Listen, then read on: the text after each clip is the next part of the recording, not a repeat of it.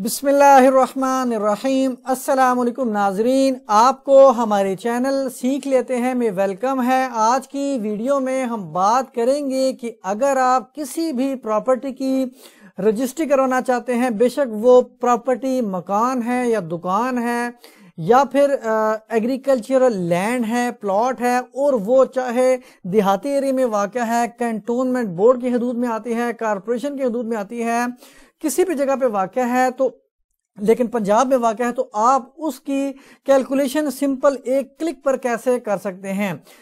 इसके साथ साथ बेशक आपने उसकी रजिस्ट्री करवानी है तो भी कैलकुलेशन यहाँ पे की जा सकती है। अगर आपने वो प्रॉपर्टी हिबा करनी है तो भी आप यहाँ पे कैलकुलेशन कर सकते हैं, क्योंकि अलग अलग कैलकुलेटर्स यहाँ पर मौजूद हैं।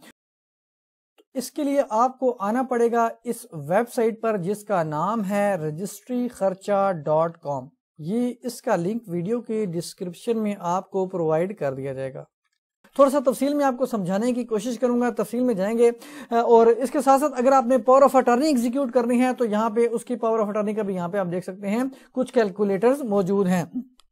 तो मैं एग्जाम्पल के तौर पर यहाँ पे कुछ भी अमाउंट लिख देता हूँ। मैं यहाँ पे 23 लाख लिख देता हूँ, 23 लाख लिख दिया।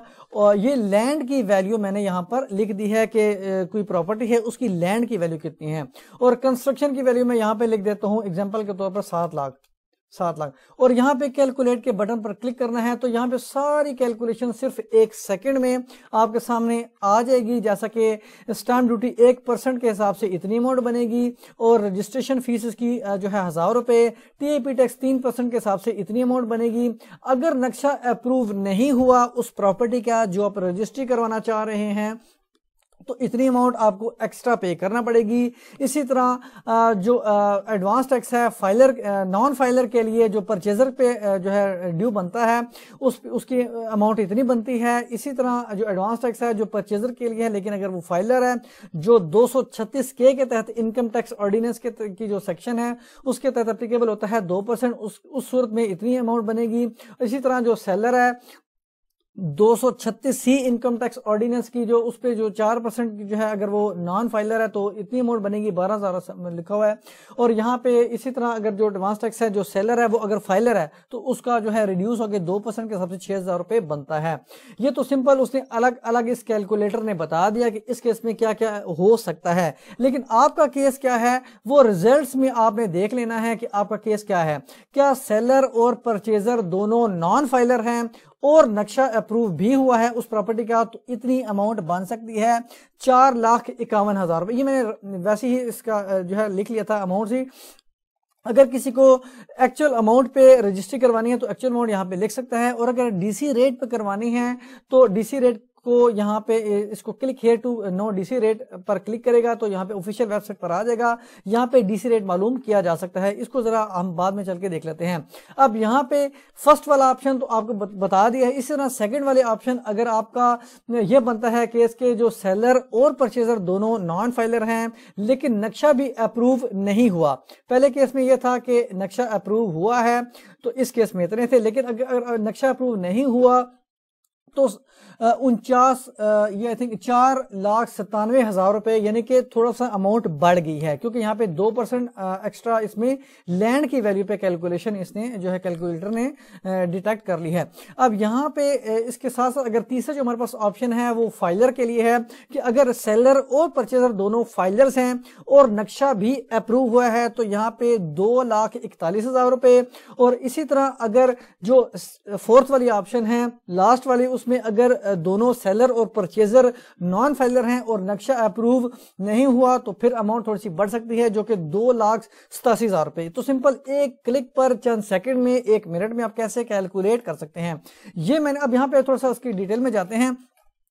अब डिपेंड करता है कि आपकी सिचुएशन क्या है, क्योंकि जो टैक्सेस हैं जो स्टैंप ड्यूटी वगैरह है ये डिपेंड करता है कि आपकी प्रॉपर्टी किस जगह पे वाक़या है, और डिफरेंट बहुत सारे फैक्टर्स जो हैं इसमें इन्वॉल्व हो सकते हैं। अब आपने अगर सेल डीड तैयार करवानी है, बेनामा तैयार करवाना है, यानी प्रॉपर्टी आप सेल परचेज कर रहे हैं, तो इस सूरत में सेल डीड पर यहाँ पे आप जाएंगे इस ऑप्शन में, और यहाँ पे 3 कैलकुलेटर्स आपको यहाँ पे नजर आएंगे। अब जो पहला कैलकुलेटर है उसको मैंने पहले ही ओपन करके रखा हुआ था लेकिन दोबारा ओपन कर देता हूँ। हूं।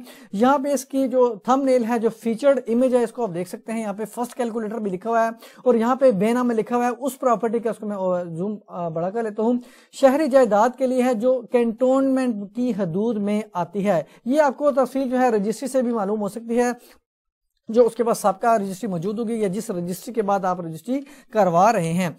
तो अब ये तो उसका कैलकुलेटर है। अगर आपका ये केस है तो आपने इस कैलकुलेटर, फर्स्ट वाले जो कैलकुलेटर है, इसको इस्तेमाल करना है। इसके साथ साथ आपको यहाँ पे इसकी डेफिनेशन भी मिल जाएगी कि ये जो आपने पर्टिकुलर जो फर्स्ट वाला कैलकुलेटर ओपन करके रखा हुआ है, इसका मकसद क्या है, ये किस केस में ये एप्लीकेबल हो सकता है। अगर आपकी प्रॉपर्टी यानी जिस प्रॉपर्टी की आपने रजिस्ट्री करवानी है वो सेकेंड कैलकुलेटर की कैटेगरी में फॉल करता है, यानी वो शहरी इलाके में है लेकिन कॉरपोरेशन की हदूद में आता है, तो आपका ये सेकंड वाला कैलकुलेटर जो है आप उसको इस्तेमाल कर सकते हैं कैलकुलेशन के लिए। इसी तरह जो थर्ड वाला कैलकुलेटर है, यहां पे मैं सेल डीड पे जाऊंगा, यहां पे सेल डीड तो थर्ड वाला जो कैलकुलेटर है यहाँ पे रूरल लिखा हुआ है, यानी कि ये उस प्रॉपर्टी के लिए इस्तेमाल किया जा सकता है जो देहाती एरिया में वाक़ है, जो जिला कौंसिल वगैरह के हदूद में आती हैं, जो उनको डील करती हैं। तो अब चूंकि टैक्सेस डिपेंड करते हैं, टीपी टैक्स उनका अपना टैक्स है, कॉर्पोरेशन का अपना टैक्स हो सकता है, स्टैंप ड्यूटी भी चेंज हो सकती है, तो इस वजह से अलग अलग कैलकुलेटर्स यहाँ पर मौजूद हैं। मैं थर्ड वाले कैलकुलेटर पे भी यहाँ पे कुछ रफली से अमाउंट लिख देता हूँ, इसी तरह लैंड कंस्ट्रक्शन वाली भी कुछ मैं लिख देता हूँ और यहाँ पे कैलकुलेट के बटन पर क्लिक करता हूं तो सिंपल आप देख सकते हैं कि 1 सेकंड में ही सारी कैलकुलेशन होके सामने आ गई है। अब ये तो हो गया सेल डीड कि अगर आपने सेल डीड करना है, लेकिन उससे पहले मैं आपको बताता चलूं कि अगर आपको ये वैल्यू नहीं पता कि ये जो अमाउंट है आपके पर्टिकुलर केस में लैंड की वैल्यू कितनी है, कंस्ट्रक्शन की वैल्यू कितनी है, तो आप ये देख सकते हैं एग्जांपल के तौर पर यहाँ पे रूरल लिखा है, यानी कि देहाती एरिया में वाक़या है प्रॉपर्टी, उसकी आप रजिस्ट्री करवाना चाह रहे हैं। तो आपने क्या करना है, click here to know DC rate, यानी डिप्टी कमिश्नर का जो रेट है या डिस्ट्रिक्ट कलेक्टर के जो रेट्स होते हैं सरकारी, उसका क्या रेट है। तो यहाँ पे अर्बन को आपने क्लिक नहीं करना क्योंकि आपने रूरल एरिया का कैलकुलेटर ओपन किया, तो आपने रूरल को यहाँ पे सिलेक्ट करना है। तो मैं यहाँ पे कुछ भी एरिया सिलेक्ट कर लेता हूँ रफली सा, और यहाँ पे मैं मौजा लिख देता हूँ, अधवाल है, कुछ भी यहाँ पे प्रॉपर्टी की आप जो रेजिडेंशियल कर देते हैं, जो भी आपका केस है यहाँ पे आपने सिलेक्ट करें, क्योंकि ये रेट्स अलग अलग एरिया के अलग अलग रेट्स होते हैं। और यहाँ पे खसरा नंबर, अगर कोई खसरा आ जाए यहाँ पे जो उनके रिकॉर्ड में मौजूद हो, ये 700 खसरा फॉर एग्जांपल 700 नंबर खसरा है और एक मरले की ही आप रजिस्ट्री करवा रहे हैं, तो आपने क्या करना है, यहाँ पे इसको फाइंड डीसी रेट पर क्लिक कर देना है। अब यहाँ पे ये सरकारी रेट है इस पर्टिकुलर प्रॉपर्टी का जो इस खसरे में आती है, इस एरिया में आती है। तो यहाँ पे होगा एक मरले का रेट इन्होंने बताया है कि 10,937 रुपए। तो अब ये एक मरले की प्रॉपर्टी है तो ये लैंड की वैल्यू होगी डीसी रेट। अगर आप डीसी रेट पे करवा रहे हैं तो आपने ये वैल्यू लिखनी है, अगर आप एक्चुअल प्राइस पे करवा रहे हैं तो आपने वो वाली वैल्यू लिखनी है, अमाउंट। लेकिन अगर आपकी जो एक्चुअल प्राइस है वो डीसी रेट से कम हुई तो आप उस वैल्यू पर नहीं करवा सकते रजिस्ट्री, आपको कम से कम डीसी रेट पर ही करवानी पड़ेगी। तो मैं एक मरले को जो भी अमाउंट इसकी आती है मैं यहाँ पे लैंड की वैल्यू पे पुट कर देता हूँ। अब कंस्ट्रक्शन की जो वैल्यू है इसको मैं आपको समझा देता हूँ, यहाँ पे मैं 0 कर देता हूँ। अब कंस्ट्रक्शन की वैल्यू यहाँ पे इसने जो रेट बताया है, सरकार का रेट है 699 रुपए। 699 एक स्क्वायर फुट का रेट है, तो एक स्क्वायर फुट का रेट है। तो अब यहाँ पे चूंकि हम एक मरले की करवा रहे हैं तो एक मरले में 272 स्क्वायर फुट होते हैं, तो हम उसको इसको जो 699 है इसको मल्टीप्लाई कर देंगे 272 से, तो ये आ जाएगी कंस्ट्रक्शन की वैल्यू एक मरले पे, यानी कि 1,90,128। तो मैं यहाँ पे 1,90,128 कर देता हूं और यहाँ पे कैलकुलेट के बटन पर क्लिक कर देता हूं।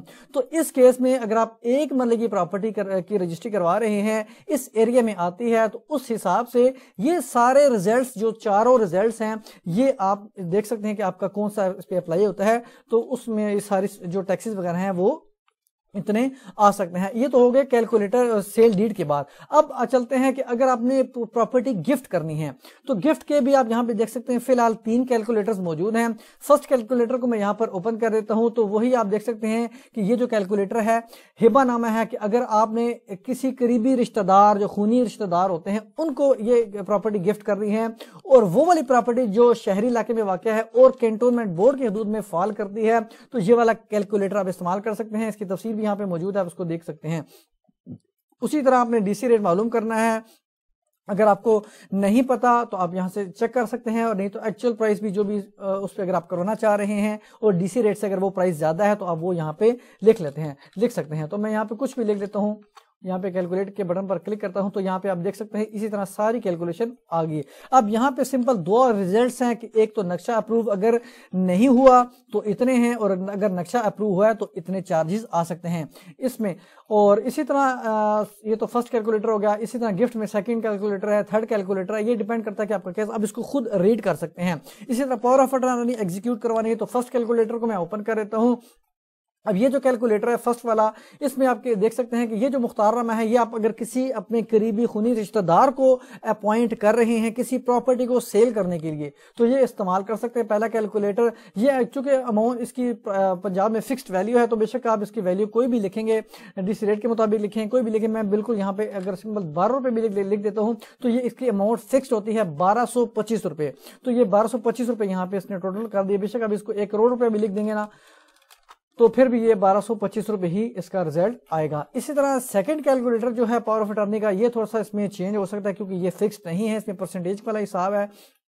यहाँ पे 2% है और रजिस्ट्रेशन प्राइस तो यहाँ पे आप इसकी जो वैल्यू है डीसी रेट मालूम कर सकते हैं। वही तरीकेकार जो मैंने आपको पहले बताया है कि आप अर्बन में है का जो प्रॉपर्टी है, रूरल में है, तो आप स्पेसिफिकली जो इसका रेट है वो मालूम करके यहाँ पे उसको पुट कर सकते हैं। मैं यहाँ पे रफी से कोई अमाउंट लिख देता हूँ, यहाँ पे कैलकुलेट के बटन पर क्लिक कर देता हूँ तो यहाँ पे आप देख सकते हैं स्टैम्प ड्यूटी इतनी है, रजिस्ट्रेशन फीस इतनी है और टोटल चार्जेस इतनी है। तो इस तरह आप इन कैलकुलेटर्स को इस्तेमाल कर सकते हैं। इसी तरह आपने अगर रजिस्ट्रेशन का प्रोसेस देखना है कि इसका प्रोसेस कितना है तो सेल डीड के रजिस्ट्रेशन के प्रोसेस पे क्लिक करेंगे तो यहाँ पे इसका प्रोसेस आ जाएगा, आप इसको रीड खुद कर सकते हैं। इसी तरह सेल डीड के अलावा अगर आप गिफ्ट डीड का प्रोसेस देखना चाहते हैं तो यहाँ पे गिफ्ट डीड का प्रोसेस है, तो ये सारी चीजें आपको खुद देखना पड़ेंगी। अगर आप इसके होम पेज पे जाएंगे तो आपको ऑल कैलकुलेटर्स का यहाँ पे नजर आ सकता है। यहाँ पे इस टाइम पे 9 कैलकुलेटर्स जो है एक्टिव हैं, बाकी कैलकुलेटर्स पॉसिबिलिटी है कि फ्यूचर में इंशाल्लाह लॉन्च कर दी जाएं, तो आप इनको रीड कर सकते हैं। यहाँ पे देख सकते हैं अगर फर्स्ट कैलकुलेटर पे अगर ये वाला आपका केस एप्लीकेबल है तो आपने सिंपल इसको क्लिक कर देना है,